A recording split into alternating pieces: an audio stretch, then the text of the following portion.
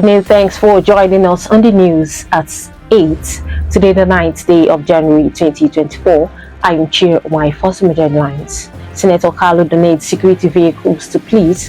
Vigilante urge Nigerians to embrace farming. Glo denies owing MTN 1.6 billion naira. EFCC vows to appeal 100 million naira fine imposed by court for violating MFLA's rights. We'll take commercial wrap up the details. Edmund will stay connected.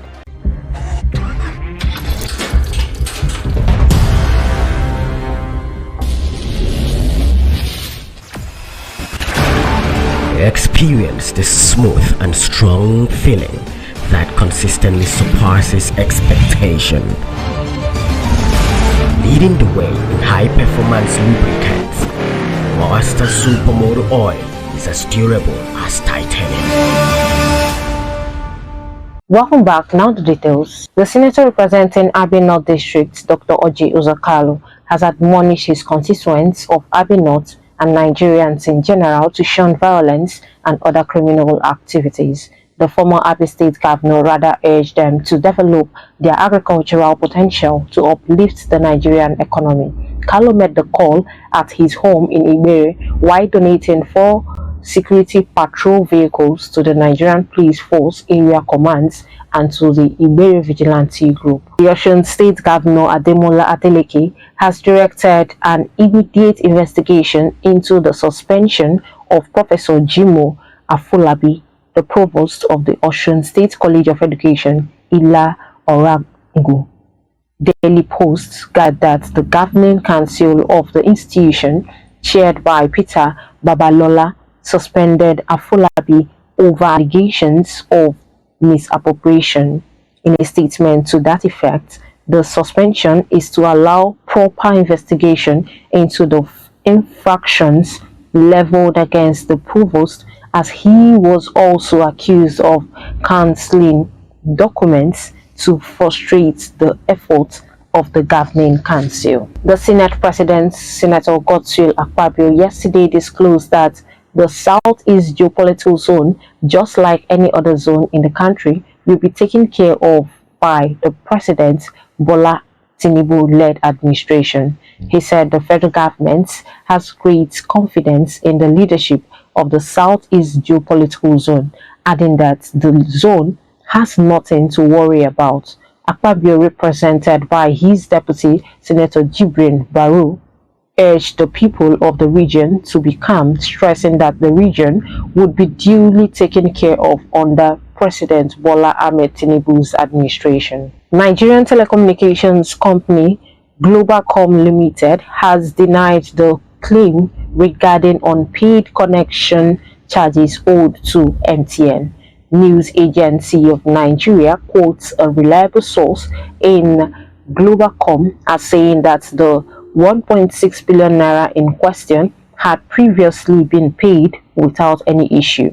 The clarification follows a public pre-disconnection warning sent by the Nigerian Communication Commission on Monday. The Conference of Nigerian Political Parties, CNPP, has called on President Bola Tinubu to reduce cases of corruption and abuse of office among ministers and civil servants for the masses to breathe.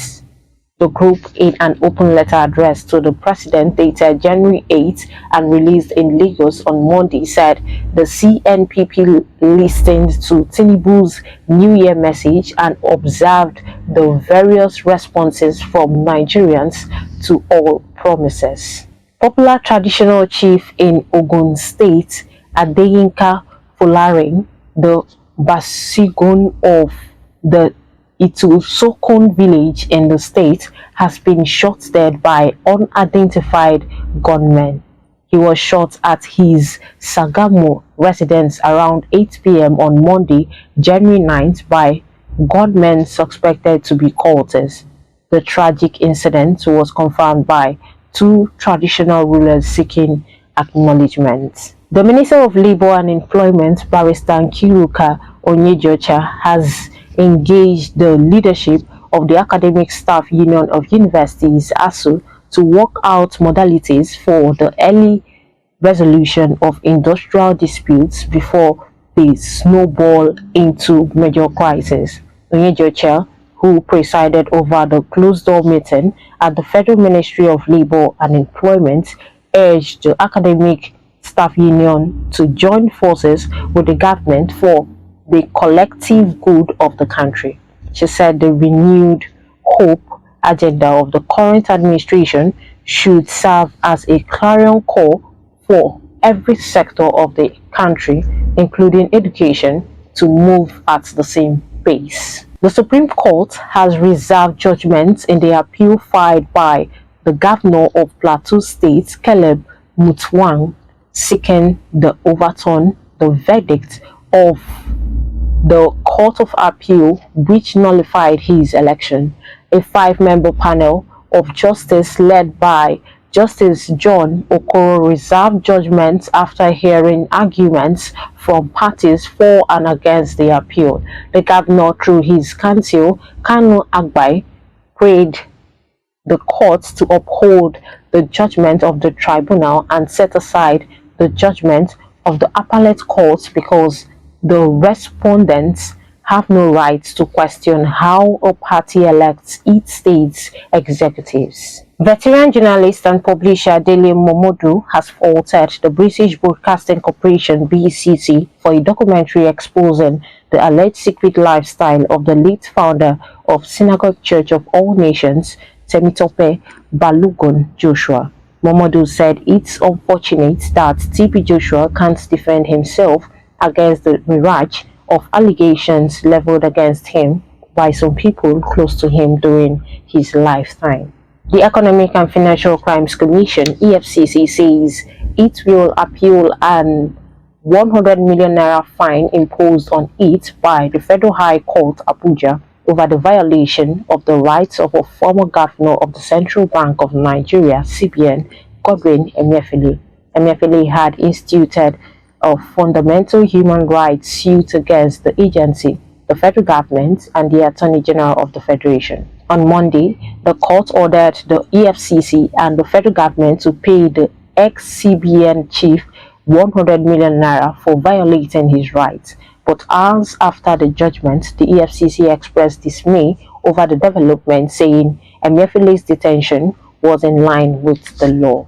On foreign scene, France Prime Minister Elisabeth Borne is to leave office after less than 2 years on the job.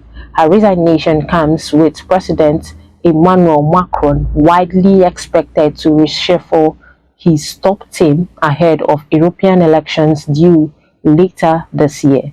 In a statement, Mr. Macron said Ms. Borne had shown courage, commitment, and determination during her time in office. It is not yet known who will be appointed as her successor.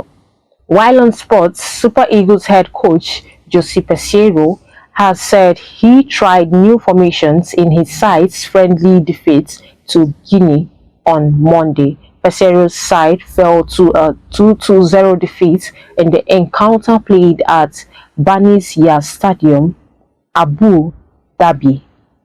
Aguibu, Kamara and Fascinet Conte scored in each half for the Silly Stars. The Portuguese claimed the change in formation affected his team's performance. And that sports news brings us to the end of the news at 8. Before we go, a recap of our major headlines. Senator Carlo donates security vehicles to police. Vigilante urge Nigerians to embrace farming. Glo denies owing MTN 1.6 billion naira.